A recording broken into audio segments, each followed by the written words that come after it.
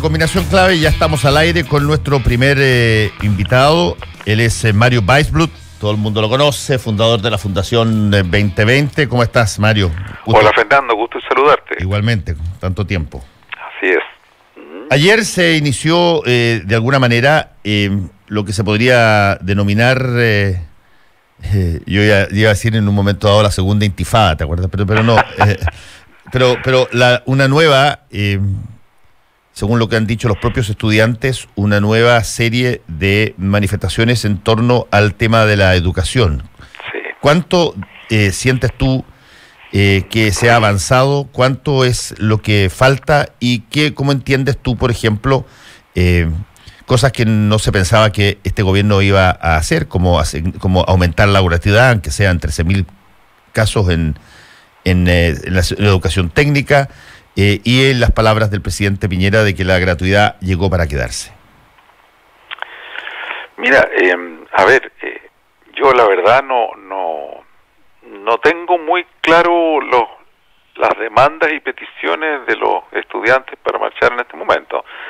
Como tú bien dices, efectivamente la gratuidad llegó, se aprobó en una ley del Congreso. Tú estabas recién hablando de leyes, sí, ¿no?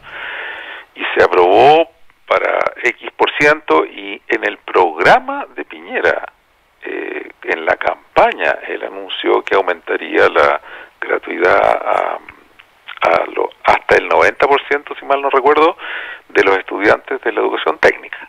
Sí, por lo tanto, hay que decir que fue en segunda vuelta, para que se sepa que... Sí, correcto, pero como quiera que sea, yo creo que efectivamente la gratuidad ya llegó para quedarse. Alguien podrá discutir que si más por aquí, que más por acá, pero ciertamente no llegó para retroceder, ¿no? Así es. Eso por ningún motivo. Entonces, ese es un tema, a mi juicio, bastante zanjado ya. El lucro, la verdad es que yo por ahí lo escribí en una columna, el lucro legalmente, jurídicamente ya está zanjado con tribunal constitucional o sin tribunal. Es más, lo que poca gente ha dicho y no se destaca suficientemente en la ley que se aprobó recientemente es que por primera vez el delito queda tipificado como delito y con sanciones explícitas que pueden llegar hasta la reclusión, ¿no? Cuando esa ley entre en vigencia, no va a ser lo mismo para la gente que quiera hacer cuchufletas con las platas universitarias, porque arriesgas sanciones penales, ¿no? Hasta ahora la ley antigua, la LOCE, lo que decía era que está prohibido el lucro en las universidades, pero no te pasaba nada si lucrabas, ¿no? A partir de esta ley, que todavía no termina ¿cómo se dice la palabra? De ponerse en marcha, porque se atrasó en el Tribunal Constitucional, precisamente, todavía no está promulgada, esa es la palabra que estaba buscando. Cuando se promulgue ahora, pronto, cambia la escena del lucro en las universidades, que todavía tienen ganas de hacerlo. Sí, ahora hay un punto que el otro día conversaba con Yana Proboste en Última Mirada, que tiene que ver con las facultades, por ejemplo, que tiene la nueva superintendencia para poder justamente meterse en las instituciones, incluso en la verificación financiera de las instituciones, para observar si es que hay efectivamente o no hay lucro o se está vulnerando la ley. Y ella dice que fueron retiradas esas facultades. ¿Cómo retiradas? Retiradas, tal cual, dijo a la Superintendencia de Educación, en una suerte de negociación que llegó el gobierno anterior con la oposición, se le quitó la posibilidad de, por ejemplo, ver intereses con empresas relacionadas dentro de su giro, dentro del giro educacional. Lo puede hacer otra institución, que creo que es la de acreditación o no sé cuál, pero no lo puede hacer la superintendencia, quedó sin dientes, si tú quieres, en ese sentido. Mira, eso me sorprende, la verdad no leí, no me enteré de esa parte de la historia, pero por ejemplo, te digo, el ministerio mismo sin superintendencia, recientemente publicó por un estudio un informe que se hizo en la administración anterior y se terminó, como muchas cosas, el penúltimo día de marzo, o menos, ¿no? ¿Sí? Antes del 11 de marzo, que se hizo una investigación muy exhaustiva del lucro en las universidades Laureate. Es que eso te repito. Y quedó demostrado. Pues, te repito, Mario, lo que dijo la presidenta de la Comisión de Educación de la Cámara, del Senado, perdón, es que la nueva institución que se creó y que tenía mucha expectativa sobre justamente fiscalización tiene menos poder que el Ministerio Público como tal. Y por lo tanto, no estoy hablando del Ministerio Público. Pero el Ministerio de Educación, perdón, el Ministerio de Educación como tal. Y por lo tanto, descansa la facultad de averiguar en términos serios y profundos si es que efectivamente se lucra o no se lucra, más bien en el Ministerio de Educación que en la superintendencia. Exacto. Como lo hizo recientemente el Ministerio. Exactamente. Y al Ministerio no se le han quitado esa... Claro, y por lo tanto descansa de alguna manera en la voluntad del ministro el de hacer aquello o no hacer aquello, esa investigación. Exactamente, sí. Eso, mira, eso es lamentable. Eso es lamentable, pero insisto en que de todas maneras, en la ley, el ministro yo creo que sí tiene la obligación de auditar, ¿no? Tal como lo hace, por cierto, la Superintendencia de Educación Escolar. Sí. La Superintendencia de Educación Escolar va y pide los informes de en qué se ha gastado la plata. Entonces, como te digo, desconozco esa quitada final. Me parece lamentable, pero yo no creo que el gobierno no vaya a poder tener la potestad de revisarlo.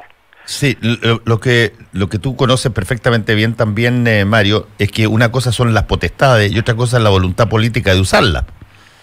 ¿Cachai? Yo puedo subirme un Ferrari, pero eso no significa que sea capaz o me atreva a pasar de, no sé, 180 kilómetros por hora. Hay que saber manejarlo o querer hacerlo, digamos. Bueno, de la misma manera te puedo decir la verdad, para darte la razón, pero por otra ruta, que cuando los superintendentes quieren, hacen, y cuando no quieren, no hacen. Exacto, sí, pero por lo menos la superintendencia tiene como misión principal la fiscalización en gran medida del sector. Sí, así es. ¿Qué falta, Mario Weisbrot? ¿Qué cosas te hubiese gustado que estuviéramos discutiendo a esta altura del comienzo de año, que no está? A ver, vamos por parte, Fernando. Estamos hablando de educación general, de educación inicial, de educación superior. Hay que destazar esto un poquito. A ver. ¿Por dónde prefieres? Porque son temas y ámbitos muy distintos. Te doy la prioridad, donde tú quieras. ¿Cuál es el que te parece más urgente que se esté discutiendo y que quizás no está como debiera? Mira, como estábamos ya en el sector de educación superior, sigamos por ahí. En educación superior hay una cuestión que los rectores han legítimamente reclamado, y lo han reclamado de todos los colores, y es el hecho de que, independientemente de que haya o no haya gratuidad, la manera de darla tiene problemas muy graves, ¿no?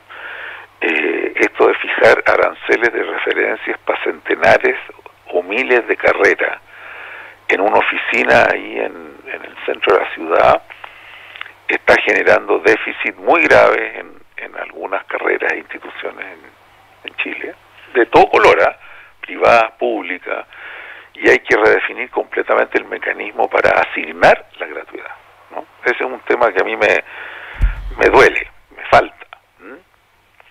Después, el otro tema que me parece esencial es echar a andar la nueva comisión de acreditación, que si lo que hemos tenido hasta ahora ha sido, por decirlo en palabras dulces, bastante defectuoso, ¿no? Ha sido una catástrofe más bien.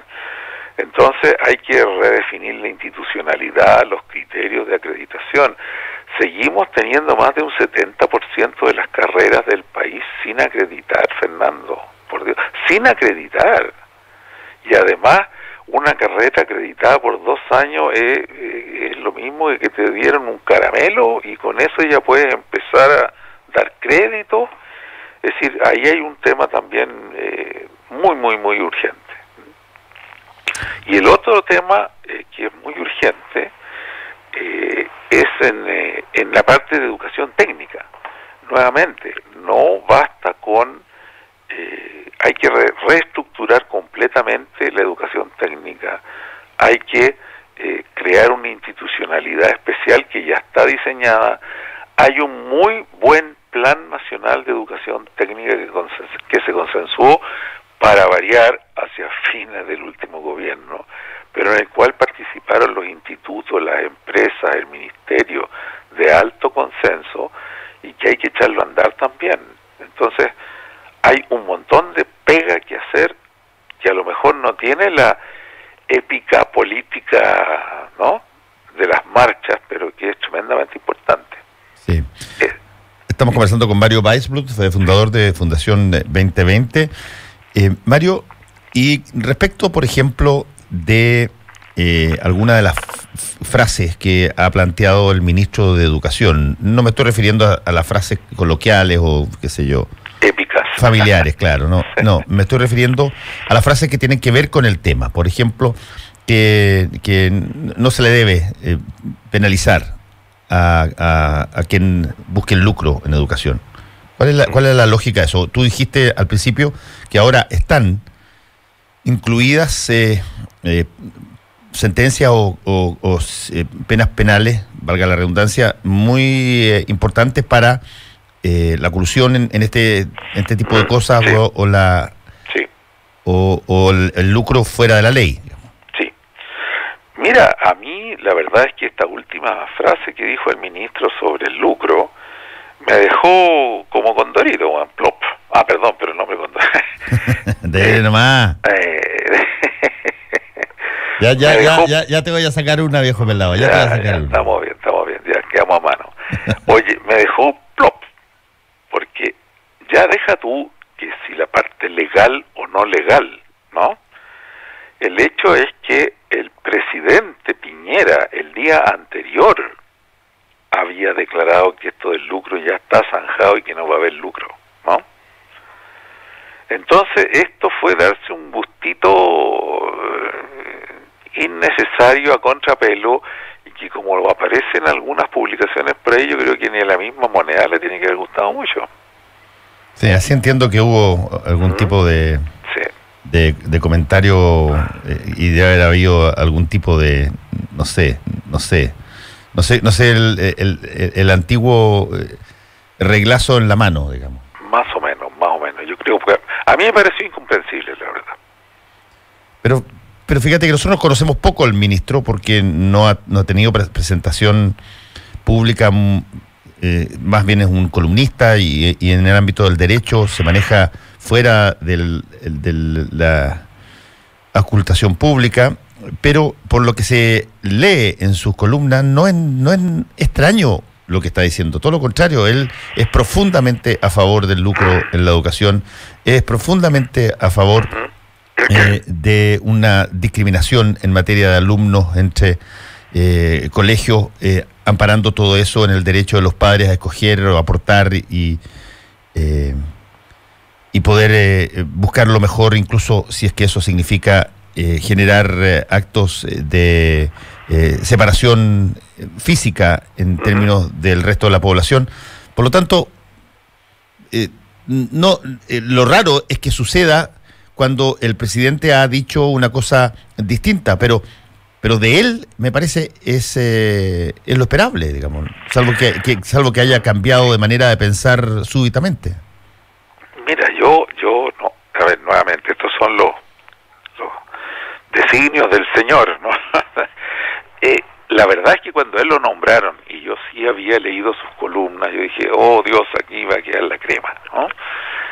También debo decir que en razón de la Fundación Educación 2020 me ha tocado estar en un par de ocasiones con él. Uh-huh.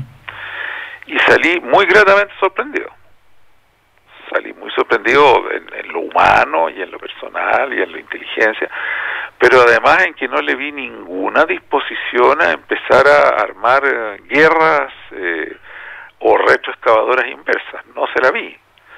será porque habrá llegado a un acuerdo con el presidente. Por eso, yo creo que su corazoncito ya sabemos dónde late, ¿no? Pero cuando conversamos un par de veces con él no se le notaba ninguna retroexcavadora inversa en el corazón, por decirlo así, ninguna. Y no creo que lo vayan a hacer. Aún con todo lo que ha pasado, no creo que lo vayan a hacer. ¿Cómo ves el año, lo que viene, respecto, por ejemplo, de lo que se está conversando en términos de el alza de los estudiantes nuevamente en términos de manifestaciones y todo lo demás? ¿Tú lo ves como un actor protagónico esencial, tal cual como ocurrió el 2006 con los pingüinos y el 2011 con la educación universitaria? Mira, yo lo que más quiero es, yo creo que ya con el gobierno pasado los cercos que había que correrse se corrieron, básicamente, ¿no? Entonces me da mucha tristeza que tengamos nuevamente episodios de violencia, porque hay tanta pega por hacer, como la que te acabo de explicar en educación superior, que no requiere en muchos casos ni siquiera legislación, ¿me explicó? Hay mucho que hacer en educación escolar, mucho que hacer en parvularia, que no requiere legislación. Y ojalá que el conflicto no nos desvíe una vez más, porque ya lo que se tenían que correr los cercos se corrió, la verdad. Ahora los estudiantes levantaron la bandera del sexismo. Ok, terminemos con el sexismo, pero eso ya no requiere ley, ¿me explicó? Son cosas que hay que trabajar en las aulas. Y entonces, ¿qué te puedo decir? No. Pero tú estás de alguna manera diciendo que la misión está cumplida ya. No, por favor, te acabo de dar una lista Sí.